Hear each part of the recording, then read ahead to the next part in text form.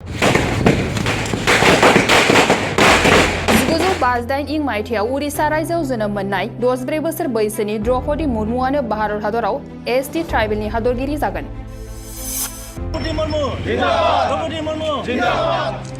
BJP सरकारनि दैदेननायाव NDA खुंथायाव Bharat हादरनि बिजाथि द्रौपदी मुर्मुआ 12थि हादरगिरिनि बिसायख'थियाव देरहासार जानो हाबाय।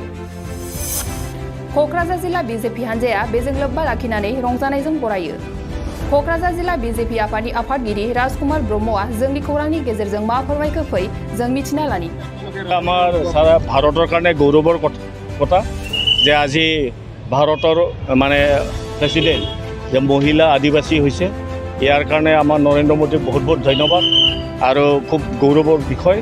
ইয়াক লৈ পেলাই কংগ্ৰেছে বহুত বিতৰ্কত সৃষ্টি কৰিছিল, কিন্তু ইয়াত নেওচি হ'লেও আজি এজন আদিবাসী মহিলা ৰাষ্ট্ৰপতি পাবলৈ সক্ষম হৈছে। একমাত্ৰ এটা বিজেপি চৰকাৰৰ কাৰণে সম্ভৱ। আমি কোনো জাতীয়বাদৰ ৰাজনীতি নকৰোঁ, আমি কোনো বংশবাদৰ ৰাজনীতি নকৰোঁ।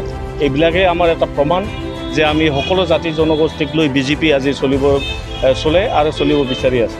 ইয়াৰ কাৰণে বহুত বহুত ধন্যবাদ থাকিল আমাৰ নৰেন্দ্ৰ মোদীকলৈ যে আজি ভাৰতৰ সবচে ডাঙৰ পোষ্টত মহিলা এটা আদিবাসীক দিয়াৰ কাৰণে বহুত বহুত ধন্যবাদ। আমি ইয়াৰ সকলোৱে বিজয় উৎসৱ পালন কৰিম আৰু আজি বিভিন্ন জায়গাত আমাৰ কোকৰাঝাৰ জিলাতো 5-6টা জায়গাত আমি এইটো বিজয় উৎসৱ পালন কৰিছোঁ আৰু ডিষ্ট্ৰিক্টৰ কাৰ্যকৰ্তাবিলাক ইয়াতে আমি কৰিছোঁ। মণ্ডল ৱাইজ আমি মণ্ডলত যি মানে শ্ৰীৰামপুৰত কৰা হৈছে, মণ্ডল ৱাইজ কৰা হৈছে কাৰ্যালয়বিলাকৰ, আৰু আমি ডিষ্ট্ৰিক্ট কাৰ্যালয় আজি এইখিনি এইখিনি আপোনালোকৰ জৰিয়তে যাতে এই সমাজৰ মাজত এইটো এটা প্ৰচাৰ হয়।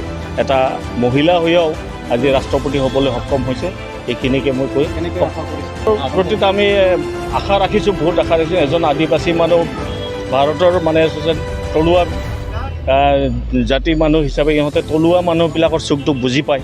ইয়াৰ কাৰণে আমি আশা ৰাখিছোঁ তেখেতে দেশখন ভালকৈ চলাই লৈ যাব পাৰিব আৰু তলুৱা মানুহবিলাকৰ চেণ্টিমেণ্ট লৈ পেলাই এই কাম কৰিব পাৰিব, এইখিনি আশা ৰাখিছোঁ।